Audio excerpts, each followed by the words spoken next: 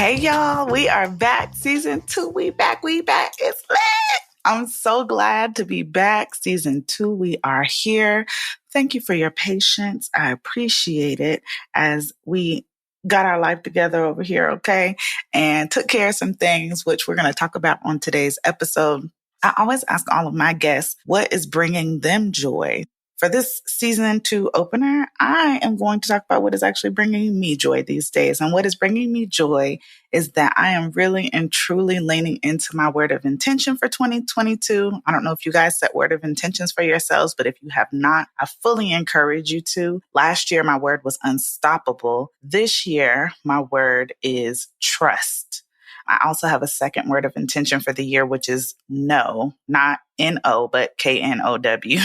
So what that looks like in action for me as far as my word of intention, trust, is trusting myself, trusting God, and trusting that my ancestors are working on the other side on my behalf. It's knowing that I know that no matter what, I'm covered and favored in this life, and that when you trust yourself and you know that victory is yours, success is yours, like you know in your spirit, right? Like you know something's about to happen and you know something is yours, even if it hasn't physically materialized for you yet. Then for me, that's where the excitement begins. That's where things start to get interesting and fun. So I'm a living testimony of what happens when you trust and you know.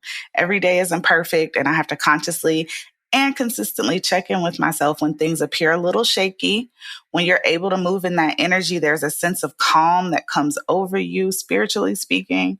There's something about surrendering and saying, okay, God, I'm doing my best. I'm going to do my best. You see me. I'm giving this up to you, and it's above me now. Okay? The ability to just surrender and say, this is above me now is everything.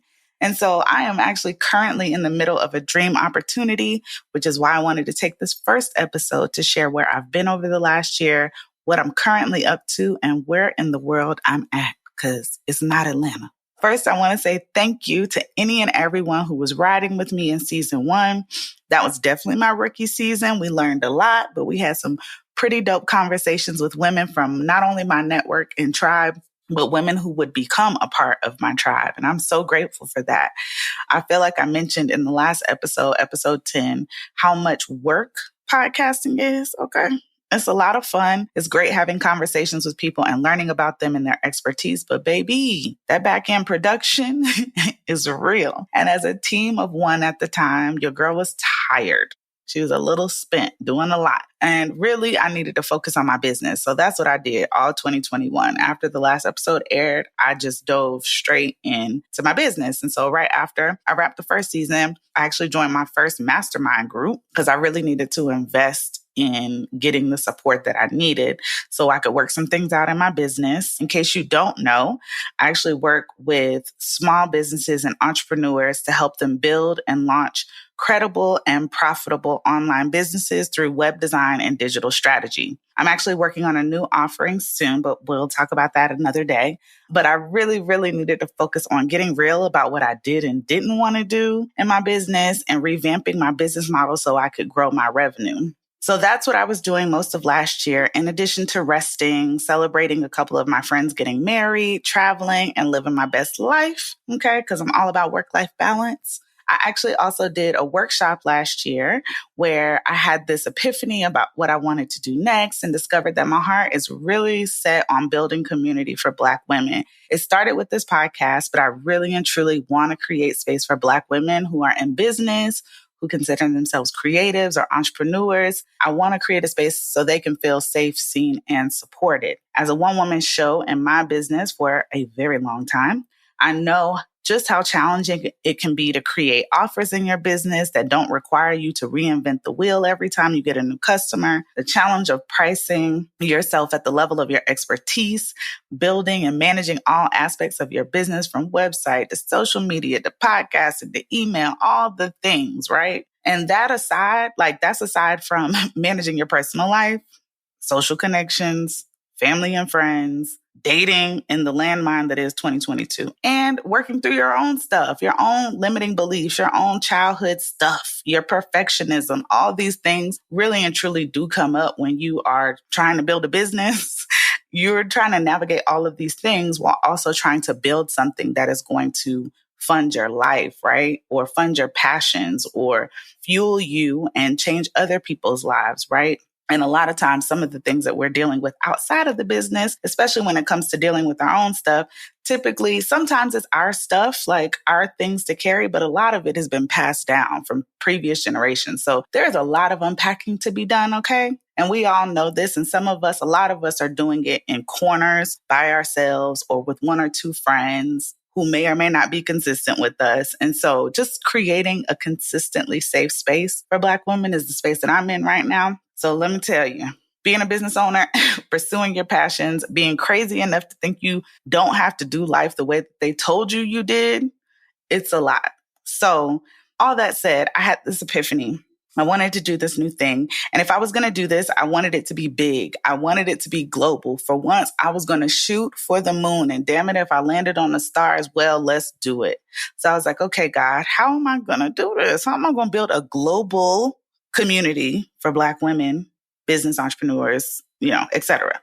How in the world am I, little old me, going to get the attention of Black women around the world so we can build this new space? Now, y'all know I talk about my therapist a lot. And every time I'm tempted to ask myself how I'm going to do something, I immediately hear her voice, Sherry. Y'all know I talk about Sherry all the time, but she has told me for as long as I have been going to her that it's not my job and it's not your job to figure out the how. It's your job to decide that you want it. That thing, whatever it is the thing you desire. You let God or the universe, for those who honor that, you let God take care of the how. How is not your job. Deciding that something is going to happen or that you're going to accomplish something, that's where your energy needs to lie, right? And sit. And then the universe, God, ancestors conspire to make these things happen, right? So at this point, I just keep telling myself to focus on the desire, not how I'm going to make this very big, but very scary, but also exciting next chapter happen, right? So fast forward to January, I'm minding my little business. I happen to be, on the couch one night on LinkedIn. Some people might think otherwise, but I personally don't see anything wrong with keeping your options open and knowing what's out there, right? Sometimes I think when people know you own a business, the idea of going back to a job might be seen as failure or I don't know. And we're not subscribing to any of those things, right? I do what I want because this is my life and I got to do what's best for me, right? So there's nothing wrong with deciding, hey, operating my business has been cool. I've enjoyed it, but I'm open to doing things a little bit differently if the right opportunity comes along. Plus, the benefits of working on a team again, not necessarily having to do everything yourself, and not making decisions in my business based on money are all very real things that I was thinking about at the time. So I see an opportunity for a marketing manager role. I'm intrigued. I read more and I discover the company is a remote work and travel program company. And I am legit at this point sitting on my couch, Netflix and chilling. And I decided, what would it hurt to hit the one-click apply button, okay, and shoot my shot? So sidebar, shout out to whoever at LinkedIn suggested the one-click apply button. I know in a lot of cases, because of the numbers game, it just doesn't always work out in your favor. But baby, this time was different. So 2 days later, I get an email. The founder of the company wants to talk to me, so we set up an interview. He shares that he's started this company where people who work remotely, digital nomads, and really anyone that can work and be location independent can travel the world together, one country and month at a time. If you've ever heard of Remote Year or Hacker Paradise or Wi-Fi Tribe, they are all similar companies in the space as well. And essentially, it's a program that helps people travel the world without having to make their own arrangements or do it alone. The concept was simple. I thought it was dope. And, after our conversation of about 30, 40 minutes or so, he says, so what do you think? Do you want to join us in Medellin, Colombia next month? And at this point, I'm like, okay, God, is this happening? Like, is this legit? Are you for real? I'm potentially about to be in Colombia in less than 30 days, working for a new company, a startup, like ground level. Okay, cool. So I say yes, not really having a solid reason for doing so other than trusting my gut. Y'all see what I did there, right? I trusted myself because that's the word of the year, trust. So I trusted myself. I'm here on faith. So on February 8th, I landed in Medellin, Colombia to start this exciting new adventure. And for the last month, by the time you hear this, I'll have been here for a month. I've been in Colombia working my behind off, okay, to help build out the marketing department of this company. The name of the company is Wi-Fi Artists. And no, you do not have to be an artist to qualify for the program. The only requirement is that you have a job and or are self-employed. In other words, this isn't a vacation, okay? Everybody here is working. Everybody here got stuff to do. And we just take our nights and our weekends and the occasional day break to enjoy the city and the country that we're calling home, our temporary home at the time. It has been one hell of a whirlwind, okay? Getting adjusted to this life while also very much still having to manage life back home, still dealing with clients back home, because I still have my business, still have this vision for this community, okay? But God said, you know what? You're going to build a global community. I need you to get out into the globe. There's an interesting way that these things work out, right? And so I'm just being led at this point. When people ask me questions about what my plans are and this, that, and the third, I'm like, it's above me now, okay? By the time this airs, I'll actually be heading to our next destination, which is Lima, Peru. So I've never been to Peru before. I've actually never done Latin America or South America. I don't know I guess Mexico is North America, child. Don't get me. Geography in the United States is a sham. So I haven't done a lot of these countries, but I'm very excited, man. Like I'm excited to be on the ground floor of a company. I'm excited that I don't have to compartmentalize my desire for travel against working for a job. You know, that was part of the reason I left the one corporate job I've ever had in my life was because the vacation policy was whack. And who is doing that? I refuse to work hard for a company that tried to tell me I can't go somewhere. The lies. Okay. So it has been absolutely amazing being here. The people of Colombia are dope. Just this whole experience has been life-changing. And I've only been here for, at this point, a month. My friends and family, you know, who I had to tell in doses. I didn't tell my grandma until I got here, honey, because baby, a Black Southern grandma. She literally responded, say what now? But everyone wants to know how long I'm going to be gone. Am I really doing this? My best friend was like, so you're not like coming back at all? My response at this point is, it's really above me. I don't know. As long as this feels good, I'm game. If it stops being enjoyable or things start feeling weird, then I'm going to pray on it. I'm going to meditate and sit with myself about it, and I will make a decision then. For now, I'm in it.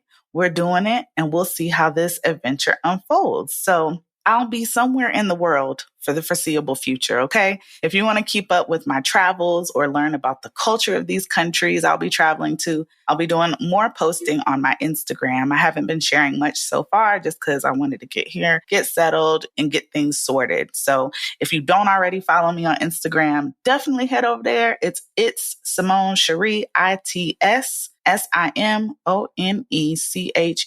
I would love to have you as a follower. Let's have some fun on the gram, okay? So I am so excited for the conversations that are happening this season of She Looks Like Me. Every one of them is absolutely unique, inspirational, and was put together with you in mind. My desire for this season is that we continue to grow, but more importantly, that we continue to inspire, give hope, teach each other, and have a space where we can be ourselves and talk about the things that impact us the most. We are back, y'all. I am excited. I am overjoyed, and I got help, y'all. I told y'all last year that I was going to work myself out of these production tasks, and I did. So hallelujah and thank you, Lord. Okay. This season, I'll be dropping episodes weekly, so stay tuned for next week's episode. And until then, this is She Looks Like Me.